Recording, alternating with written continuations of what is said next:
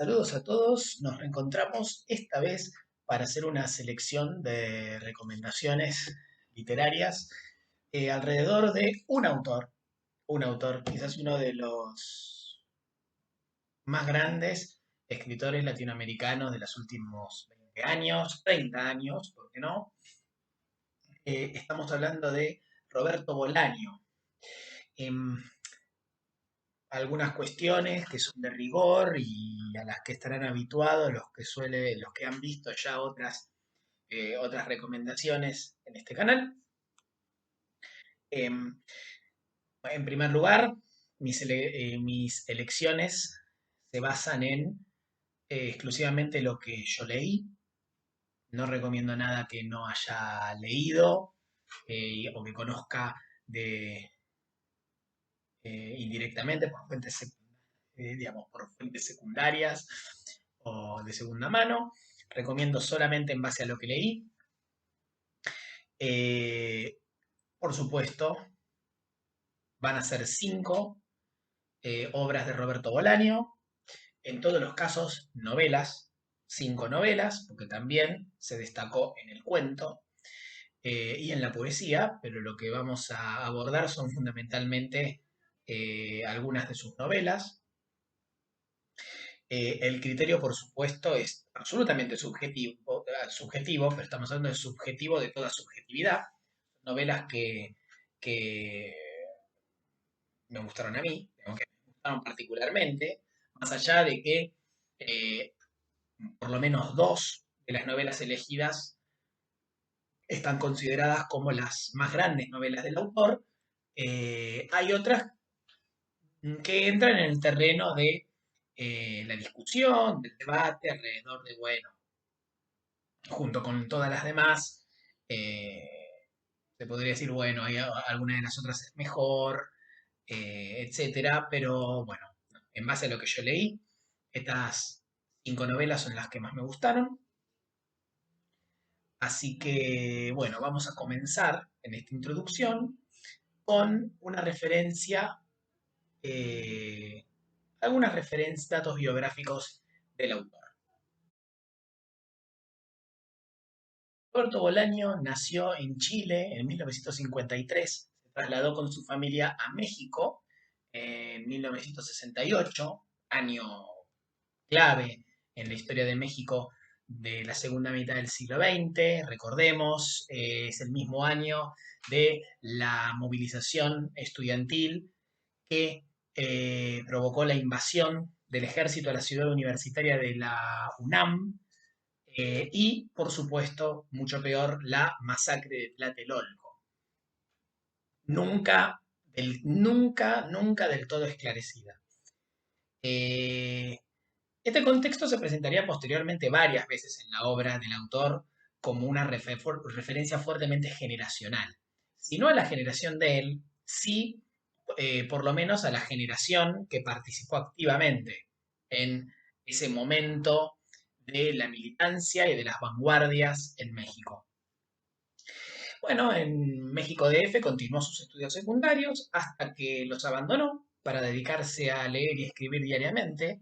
No terminó la secundaria Bolaño, nunca se recibió y por supuesto no pasó por la universidad, digamos, nunca realizó estudios de nivel superior.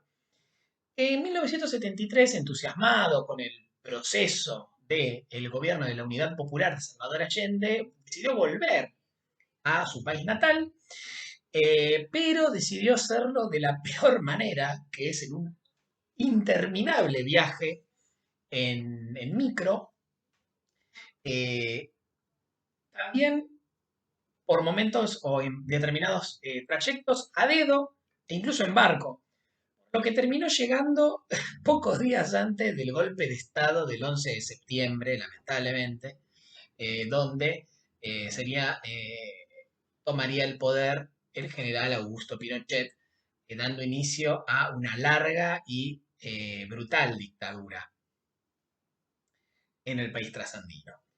Bueno, y por supuesto que en el nuevo contexto y tras una breve detención de la que se salva casi milagrosamente, Bolaño regresa a México al año siguiente, en el 74. En 1975, con un grupo de amigos poetas, lo que más le gustó siempre a Bolaño, más allá de que terminaría destacándose sobre todo en la novela, lo que a él siempre le gustó más y fue el núcleo de sus principales preocupaciones fue la poesía. Y los movimientos de los que participó más activamente a nivel literario eran movimientos de vanguardia poética. Junto con un grupo de amigos, entre los que se encontraba Mario Papasquiaro, que terminaría inspirando el personaje de Ulises Lima, que aparecería en varias novelas de Bolaño.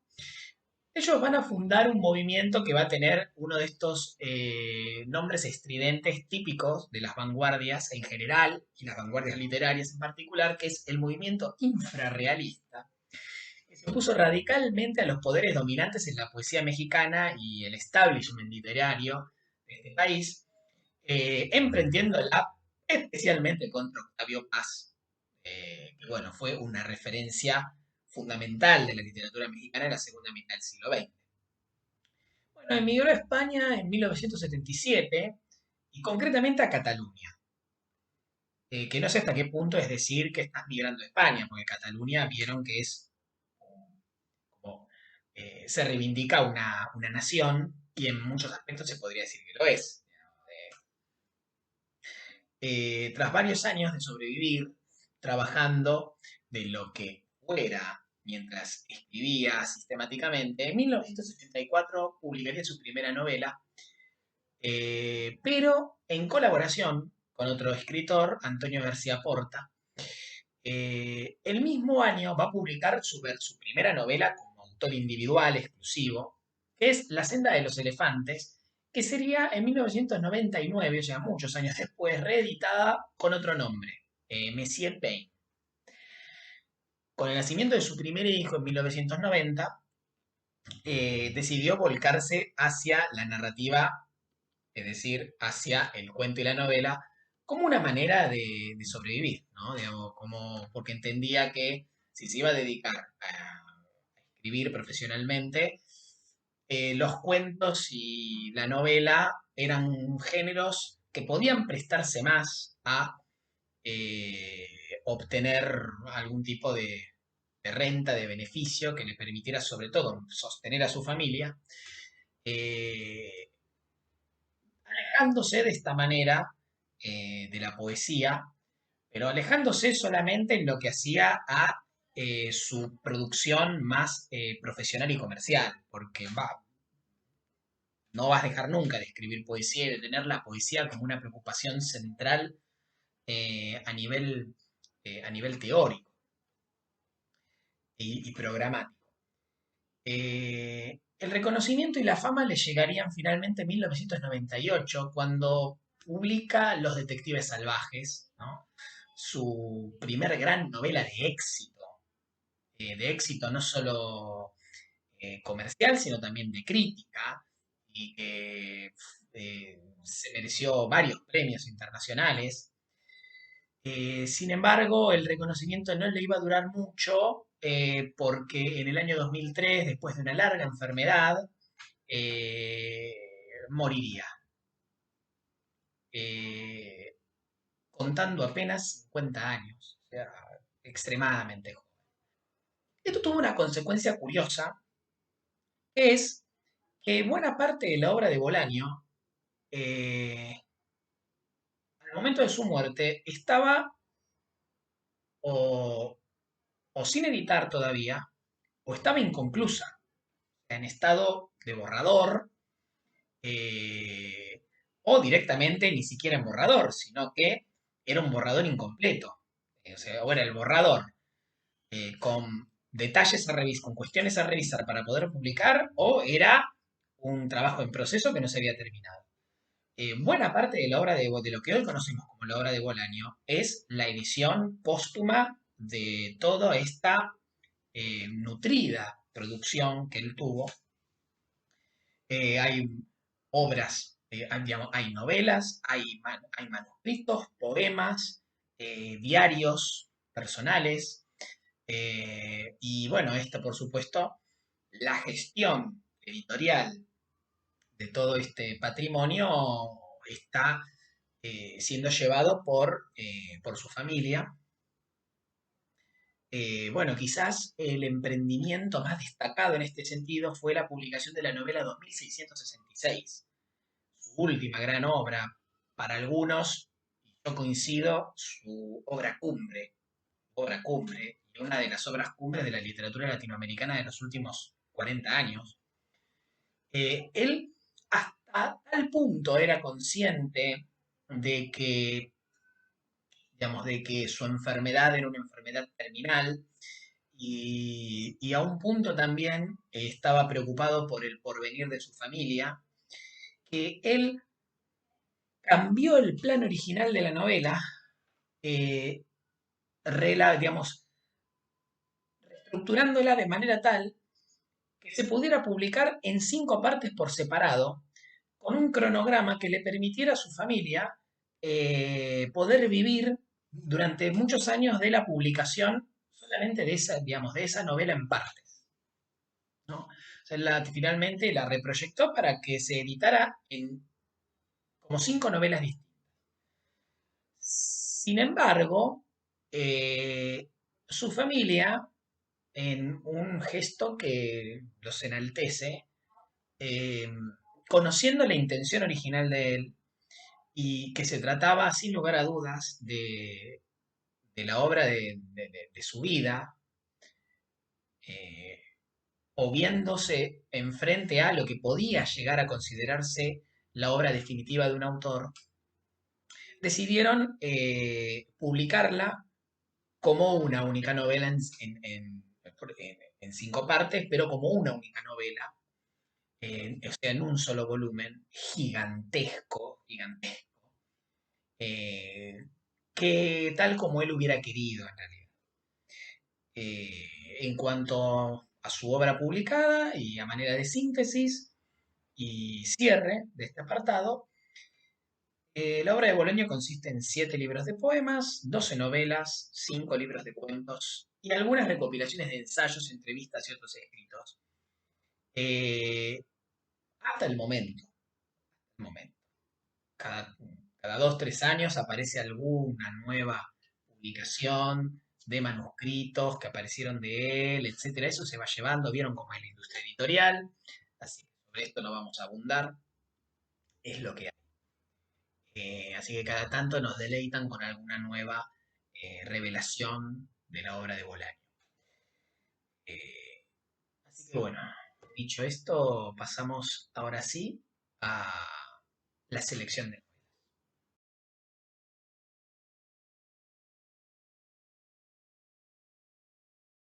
Primera novela, La pista de hielo, de 1993. La pista de hielo cuenta la historia de un asesinato contada desde 3 puntos de vista. Tenemos un chileno con aspiraciones de convertirse en escritor, un poeta mexicano que trabaja como vigilante nocturno en un camping y un español alto asesor del gobierno local, de un gobierno, digamos, de un gobierno local, de lo que sería un ayuntamiento, capaz de todo, poniendo en riesgo su cargo inclusive, para impresionar a una hermosa y muy caprichosa patinadora profesional.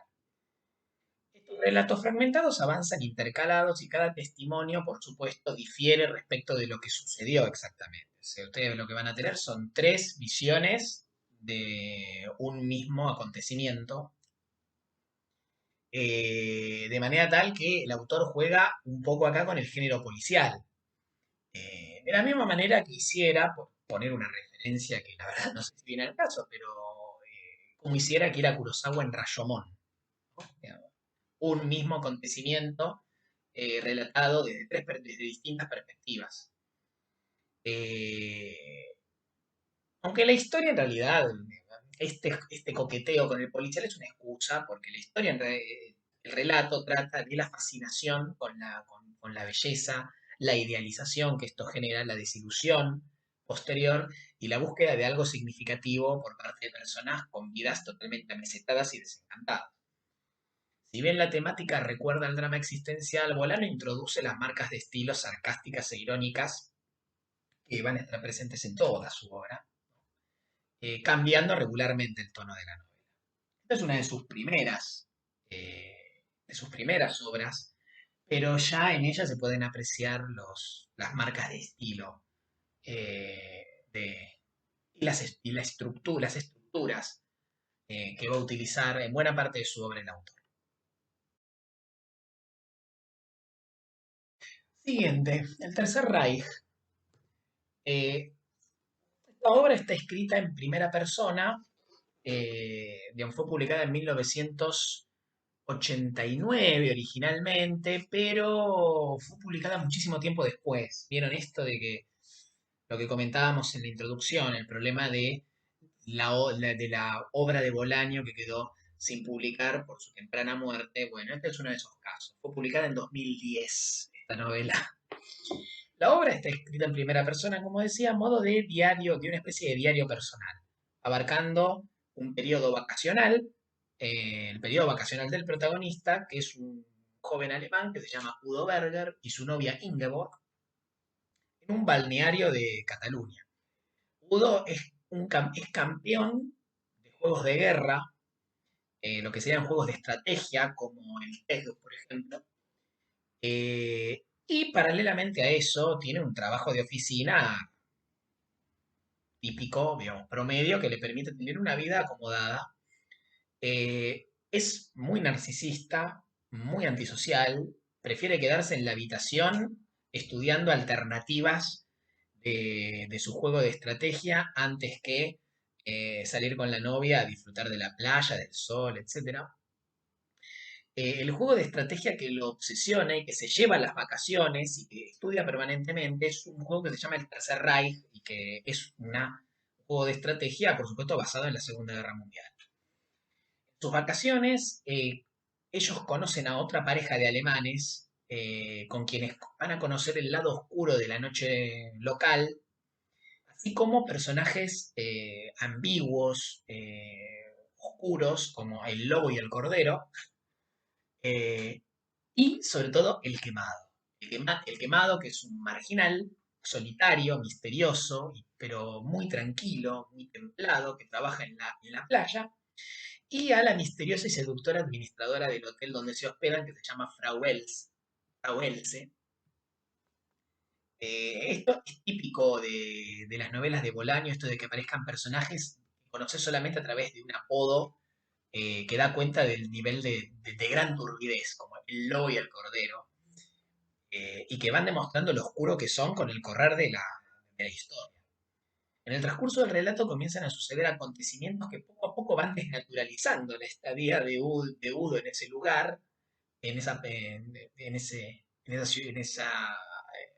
ese balneario, y que vira de la indiferencia, él va virando de la indiferencia a el desconcierto y una profunda crisis personal que se plasma de manera muy descriptiva en el juego, en lo que a él le va pasando en una partida que juega contra el quemado, de su juego de estrategia. El desmoronamiento de las certezas de la vida del protagonista se refleja en su experiencia lúdica, ¿no? Pero también en el extrañamiento del mundo que sufre. O sea, él cada vez se va aislando más de los demás, de su propia novia, e incluso del juego. Él se va hundiendo en el juego, pero cada vez le importa menos el juego. Digamos, es como que sufre, como decimos, como digo, un extrañamiento del mundo absoluto.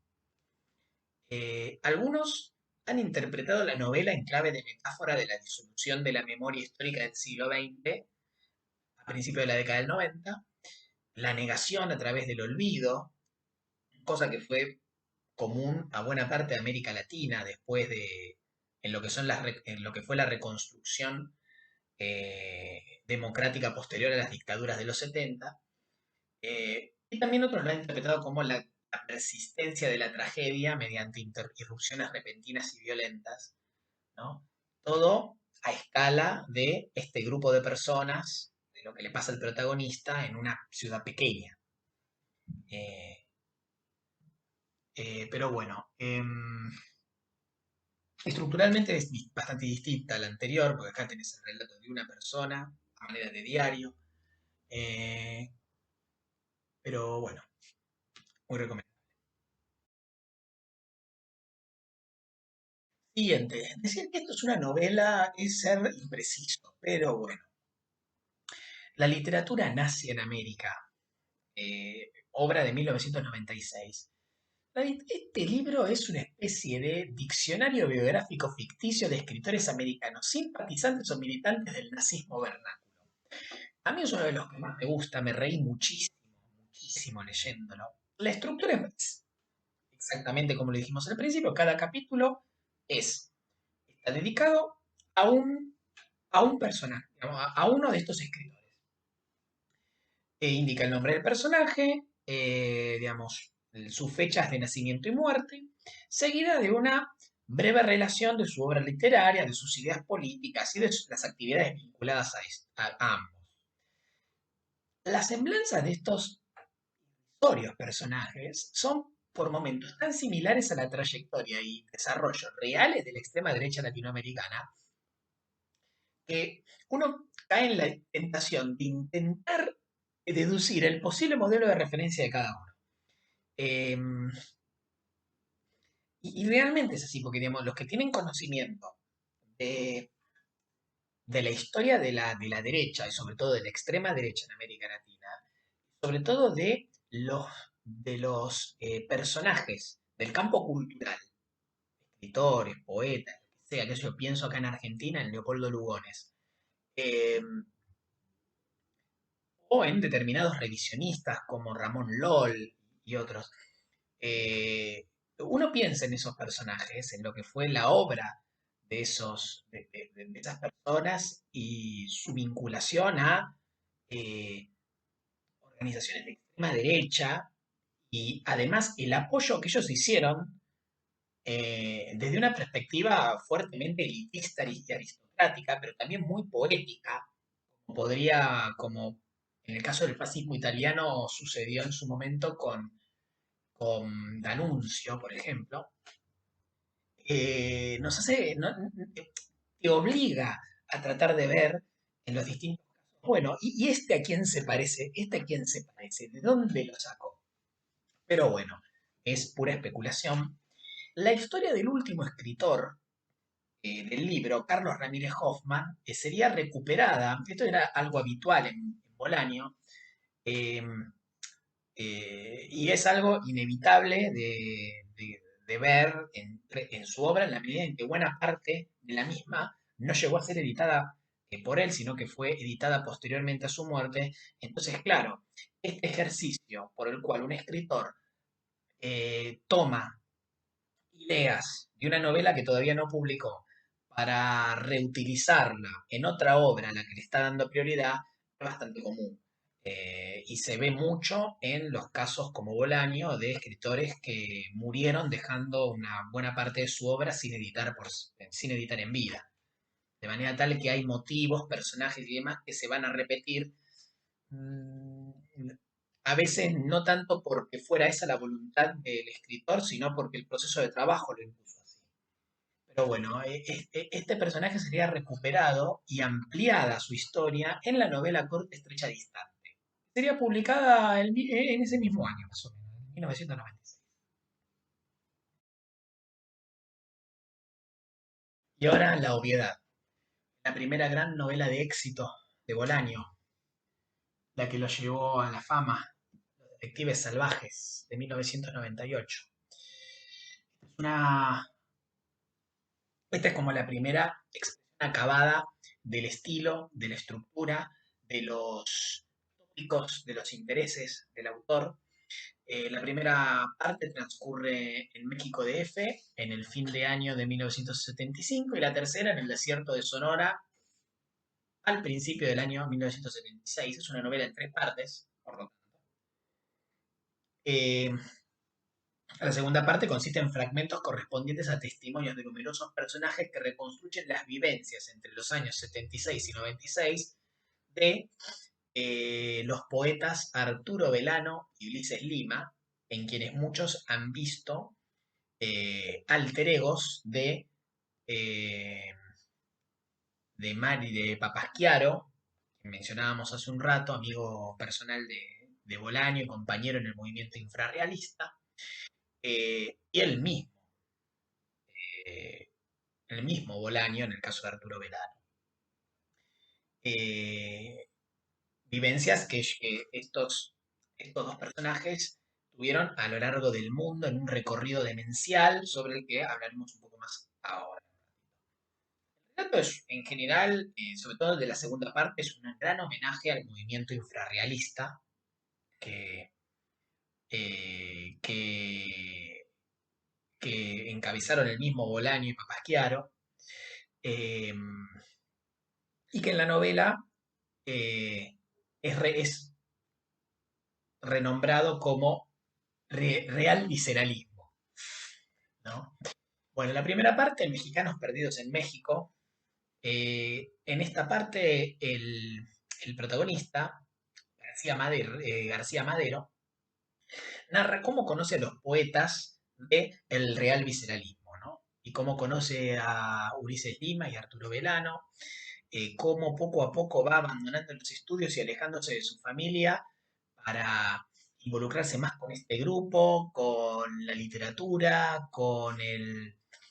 digamos, con el mundo de estos alocados poetas, cómo también se inicia, conoce mujeres y se inicia en el sexo, y cómo también termina involucrado en un incidente que es el que cierra esta primera parte y que motiva un escape eh, de los referentes del real visceralismo junto con él y otras personas.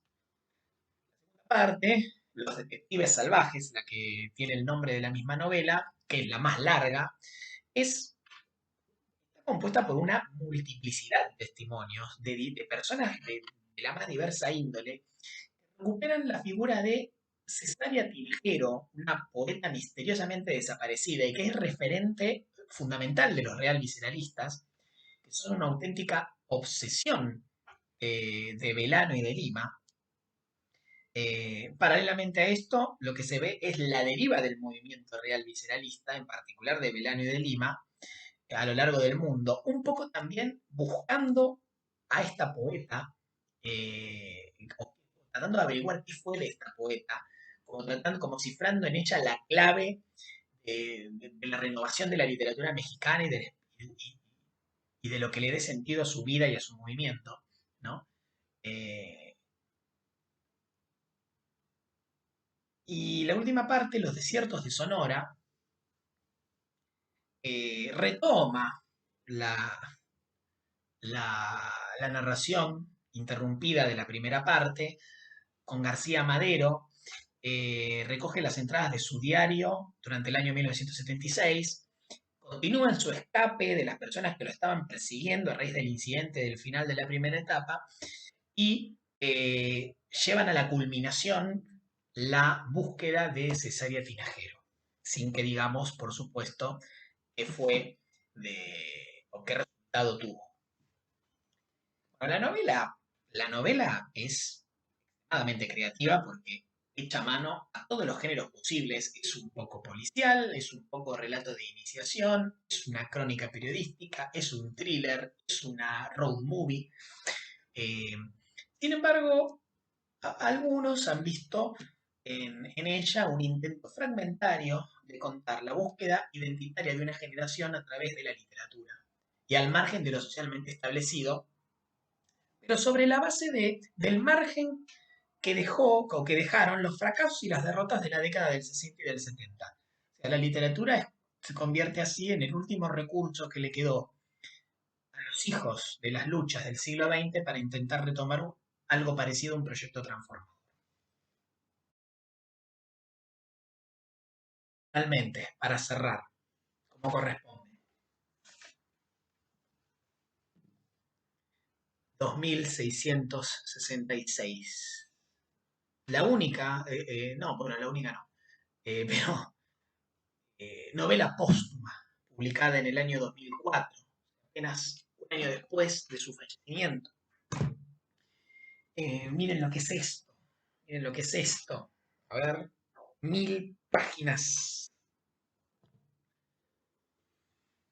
La novela está estructurada en 5 partes. Como ya anticipamos, la idea original era que de esta novela o de este bruto, de este producto en bruto salieran 5 novelas distintas a editar con un cierto intervalo de tiempo como forma de procurar el sustento de la familia de Bolaño después de su muerte, o ante lo que él veía me venía a venir como una muerte inminente. Finalmente no, su familia decidió editarla como era el plan original de él. La primera parte es la parte de los críticos, que narra la historia de 4 profesores de literatura, expertos en la obra de un misterioso escritor alemán de culto que se llama Benno von Archimboldi. Estos profesores, si se conocen, se hacen amigos a raíz de coincidir en varios congresos y el hecho de que también los admiradores de Archimboldi no, digamos, no son las masas. Es un grupo, como, todo, como toda figura de culto, genera un grupo de seguidores que terminan, que al coincidir en los mismos espacios de sociabilidad, bueno, después entablan relaciones entre ellos muy estrechas. Eh, la relación entre ellos comienza a hacerse cada vez más íntima mientras deciden iniciar la imposible búsqueda de Archimboldi, que para ese entonces ya había sido elevado al estatus de un mito inalcanzable, ¿no? Ya su misterio, el misterio que envolvía a la figura, los termina obsesionando y también los termina alejando de poco a poco de un tren de vida, del tren de vida eh, académico, formal y se podría decir estable e incluso aburrido que llevaban. La segunda parte, la parte de Amalfitano. El protagonista de esta parte es Oscar Amalfitano, un profesor de filosofía. El segmento se centra en su vida y su progresiva caída en una condición cercana a la locura a raíz de una serie de malas decisiones y también de situaciones desafortunadas que atraviesa. La tercera parte es la parte de Fate, o Fate, como los neumáticos. Fate es un periodista norteamericano especializado en asuntos políticos sociales que debido a la muerte de un compañero tiene que viajar a México, particularmente a la ciudad ficticia de Santa Teresa, para cubrir una pelea de boxeo, algo totalmente ajeno a lo que él se dedicaba. Sin embargo, al llegar a la ciudad conoce a un periodista local que le informa sobre una cadena de asesinatos de mujeres que están sucediendo en la zona e intenta iniciar una investigación a pesar de no contar con la autorización de su medio, del medio para el que trabaja, para hacerlo. Es en esto que conoce a una periodista local que está cubriendo los asesinatos y se unen para investigar, comenzando a frecuentar los bajos fondos de la ciudad y poniéndose seriamente en riesgo. Eh, la siguiente, y si no recuerdo mal, la más larga, es la parte de los crímenes, que es una crónica del hilo conductor de toda la novela, que son los femicidios acontecidos en Santa Teresa entre 1993 y 1997, que recuerdan, por supuesto, a los famosos, que la referencia, obviamente, son los crímenes de Ciudad Juárez, el equivalente de Ciudad Real de Ciudad Juárez. El segmento tiene 2 ejes. Por un lado, la descripción de cada víctima, edad, estatura, oficio, ropa que llevaba puesta, nombre y causa de la muerte, como si fuera una crónica periodística o ni siquiera, incluso una ficha de investigación. Eh, y por otro lado, el otro eje es la historia de distintas personas que se dedican a investigar los crímenes, donde por un lado está Juan de Dios Martínez, un policía judicial, Klaus Haas, una adivina mediática y una diputada del Partido de la Revolución Institucional, el PRI, partido que gobernó México durante 70 años y que en el periodo en el que está, eh, digamos, situada la novela, todavía gobernaba México, porque gobernó hasta el año 2000, Y una diputada del PRI que después de la desaparición de una amiga suya le encarga a una periodista que investigue el caso. Eh, Está muy bien intercalado porque es como, es uno y uno, digamos, es una descripción de la descripción de una víctima y a continuación un fragmento donde se cuenta la historia de una de estas personas y cómo va avanzando. O sea, es muy dinámico, sumamente dinámico. Y bueno, la última parte, la parte de Archimboldi, que épica, es épica. Digamos, relata la vida de el escritor Archimboldi desde su ingreso como trabajo, digamos, desde su niñez, bajo el nombre de Hans Reiter, eh, su ingreso como trabajador para una familia aristocrática alemana en el periodo de entreguerras, su experiencia como soldado y prisionero durante la Segunda Guerra Mundial, que es extraordinaria. Esta quizás es una de las mejores partes del libro. Cómo logra, con qué fluidez logra dar cuenta de la experiencia de la Segunda Guerra Mundial es alucinante. Alucinante. Hasta posteriormente, en la posguerra, convertirse en un escritor de culto que se va convirtiendo a su vez en un ermitaño, eh, elevándose, como dijimos antes, al estatus de mito. Bueno, esta parte cierra con un relato biográfico de la hermana de Archimboldi, Lotte, con quien se dejan de ver en la niñez, prácticamente, niñez-adolescencia. Es una obra monumental. Es quizás una de las obras imprescindibles de la literatura latinoamericana de, de los años 80 en adelante. Es un compendio de las preocupaciones que atravesaron el trabajo de Bolaño, la literatura como búsqueda, el exilio, el cambio de vida para dejar atrás el pasado, la traumática historia del siglo XX desde figuras aparentemente anónimas, el entrelazamiento de hechos aparentemente inconexos, pero que terminan en convergencia, el paralelismo entre los pequeños crímenes aberrantes y los dramáticos acontecimientos igual de horrorosos que atravesaron la historia reciente. ¿Qué quieren que les diga? Eh, Creo que si hay que elegir una, yo elijo esta. Pero solamente si hay que elegir. Así que bueno, con esto terminamos nuestra selección y les recomiendo enfáticamente que recorran la obra de este autor.